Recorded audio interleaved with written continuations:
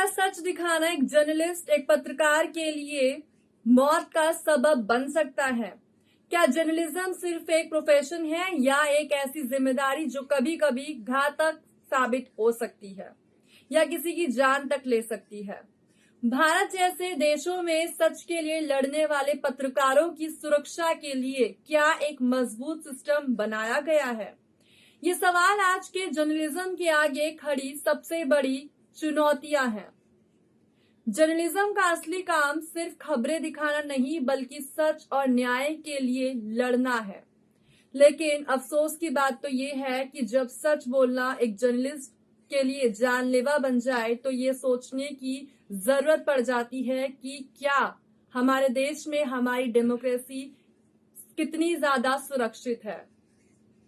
नमस्कार, मेरा नाम साक्षी है और आप देख रहे हैं डायरेक्ट संवाद, जहां पर हम सच के हर पहलुओं को समझने और समझाने की पूरी कोशिश करते हैं, वो भी बिना किसी भय और डर के।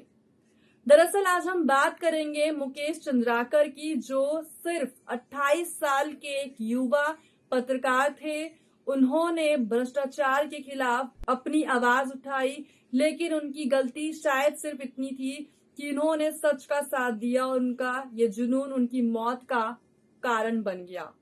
मुकेश की कहानी सिर्फ एक व्यक्ति की नहीं बल्कि जर्नलिज्म की क्षेत्र में दुनिया में एक बड़े सिस्टमैटिक फेलियर का दर्दनाक उदाहरण प्रस्तुत करती है। मुकेश चंद्राकर बीजापुर छत्तीसगढ़ के एक जर्नलिस्ट थे जो लोकल करप्शन और ट्राइबल तमाम इश्यूज पर फियरलेस रिपोर्टिंग किया करते थे और वो काफी मशहूर थे। आपकी जानकारी के लिए मैं बता दूं, 1 जनवरी 2025 को उनका ब्रूटली मर्डर हुआ। उनकी लाश एक कॉन्ट्रैक्टर के फार्म हाउस के सेफ्टी टैंक में मिली। उनका कत्ल एक प्लान ट्रैप का हिस्सा था जो उनकी फियरलेस रिपोर्टिंग के खिलाफ एक साजिश थी। मुकेश को उनके कजन के जरिए न्यू ईयर पार्टी के बहाने फार्म हाउस बुलाया गया। वहां पर उनका शार्प वेपन से कत्ल कर दिया गया और लाश को सेफ्टी टैंक में डाल दिया गया। आपको मैं बताऊं, उनका जो मर्डर के बाद सबूतों को छुपाया गया और उन सबूतों को छुपाने के लिए वहां पे नया कंस्ट्रक्शन का काम भी कराया गया। इन्वेस्टिगेशन के बाद कॉन्ट्रैक्टर सुरेश चंद्राकर को अरेस्ट किया गया, जो मुकेश के एक्सपोज की वजह से उनसे नाराज। मुकेश चंद्रकार ने 120 करोड़ के रोड कंस्ट्रक्शन प्रोजेक्ट में करप्शन को एक्सपोज किया था, जो सुरेश चंद्रकार के अंडर था। इस रिपोर्ट के बाद सुरेश के खिलाफ इंक्वायरी शुरू हुई थी, जो उनके बिजनेस और उनके रेपुटेशन के लिए डैमेजिंग थी। इसके अलावा मुकेश ने सुरेश की शादी की एक न्यूज दिखाई थी जिसमें हेलीकॉप्टर विदाई का जिक्र आया। ये एक एक्स्ट्रा वैगेंस था जो सुरेश के इमेज को काफी ज्यादा हर्ट कर गया। आपको मैं बता दूं, मुकेश की रिपोर्टिंग ने करप्शन के खिलाफ एक पावरफुल मैसेज दिया था, लेकिन इसके बदले उन्हें अपनी जान की कीमत कुछ इस तरीके से चुकानी पड़ी। उन्होंने Naxal violence, illegal mining, tribal issues, sensitive topics पर भी रिपोर्टिंग की थी। उनका काम उन लोगों की आवाज बन गया था जिनकी कहानियां आमतौर पर नजरअंदाज की जाती हैं। लेकिन मुकेश की मौत ने ये सवाल उठाया कि क्या सच के लिए लड़ना इतना मुश्किल हो गया है कि एक जर्नलिस्ट को अपनी जान का नुकसान इस तरीके से उठाना पड़ता है। भारत में मीडिया हाउसेस पर पॉलिटिकल और फाइनेंशियल प्रेशर एक बड़ी समस्या रहा है।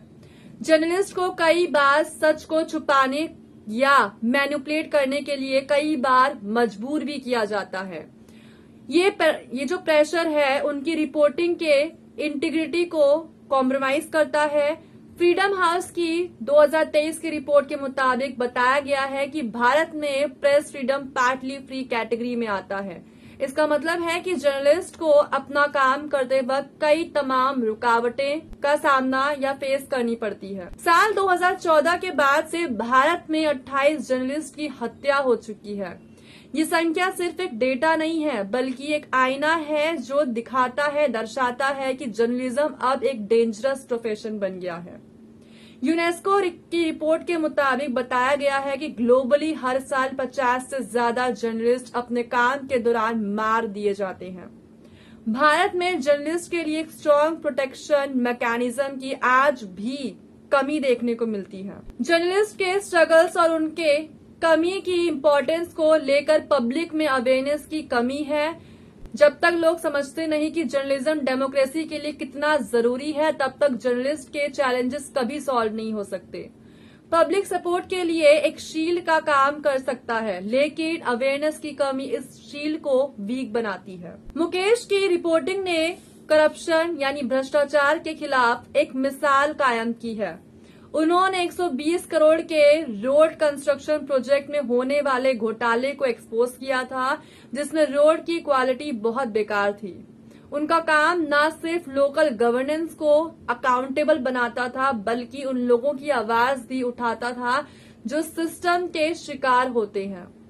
आपको मैं बता दूं, मुकेश का मिशन जर्नलिज्म के असली मकसद को दर्शाता है। सीनियर जर्नलिस्ट ने कहा, मुकेश का बलिदान व्यर्थ नहीं जाएगा, हम सच और न्याय के लिए उनकी लड़ाई को आगे ले जाएंगे। लेकिन सोशल मीडिया कैंपेन्स तब तक असर करती है जब तक सिस्टम उनकी मांगों को सीरियसली ना ले। अब यहाँ पर सॉल्यूशन क्या है? सॉल्यूशन की बात करते हैं। जर्नलिस्ट की सुरक्षा के लिए स्ट्रॉन्ग लॉज बनाने की जरूरत है। मीडिया के प्रोफेशनल्स के लिए एक इंडिपेंडेंट प्रोटेक्शन बॉडी होनी चाहिए जो उनके खिलाफ होने वाले हैरेसमेंट और अटैक्स को रोक सके। पब्लिक को जर्नलिज्म के इम्पोर्टेंस और जर्नलिस्ट के चैलेंजेस के बारे में अवेयर करना होगा। मीडिया हाउसेस को पॉलिटिकल और फाइनेंशियल इन्फ्लुएंसेस से इंडिपेंडेंट बनाना होगा। इसके लिए एक ऐसे सिस्टम की जरूरत है जो मीडिया फंडिंग को ट्रांसपेरेंट और अनबायस्ड बना सके। टेक्नोलॉजी जर्नलिस्ट की सेफ्टी के लिए एक बड़ा टूल बन सकती है। जीपीएस ट्रैकिंग, एनक्रिप्टेड कम्युनिकेशन और एआई बेस्ड टूल्स उनकी रिपोर्टिंग और सेफ्टी को इनहैंस कर सकती है। मुकेश चंद्रकार की कहानी सिर्फ एक इंडिविजुअल केस नहीं है, बल्कि जर्नलिज्म की दुनिया में एक बड़े सिस्टमिक फेलियर का एक बेहतरीन उदाहरण है। जब एक जर्नलिस्ट सच दिखाने के लिए अपनी जान तक दे देता है, तो ये समझने की जरूरत है कि सिस्टम में कितनी ज्यादा खामियां हैं। जर्नलिज्म सिर्फ एक प्रोफेशन नहीं बल्कि एक मिशन है, लेकिन अगर सच बोलने वालों को सुरक्षा नहीं मिलेगी तो क्या हम सच के लिए लड़ने का जुनून जिंदा रख पाएंगे? मुकेश की कहानी हमें यह सिखाती है कि जर्नलिज्म सिर्फ एक प्रोफेशन नहीं बल्कि एक जिम्मेदारी है, लेकिन यह जिम्मेदारी उन लोगों के लिए जानलेवा यानी घातक बन जाती है जो सच के लिए लड़ते हैं। मुकेश का मिशन उनकी मौत के साथ खत्म नहीं होता, बल्कि उनका सच और उनकी ईमानदारी जर्नलिज्म की दुनिया के लिए एक मिसाल बनकर जिंदा है। तो दोस्तों, ऐसे में एक सवाल उठता है, क्या भारत में जर्नलिस्ट की सुरक्षा के लिए एक स्ट्रॉन्ग सिस्टम की जरूरत है? आपके क्या विचार हैं? क्या हम सच के लिए लड़ने वाले जर्नलिस्ट को प्रोटेक्ट करने के लिए कुछ कर रहे हैं? कमेंट्स में जरूर शेयर करें। डायरेक्ट संवाद के साथ जुड़े रहिए, जहां हम सच्चाई के पहलुओं को समझने और समझाने की पूरी कोशिश करते हैं।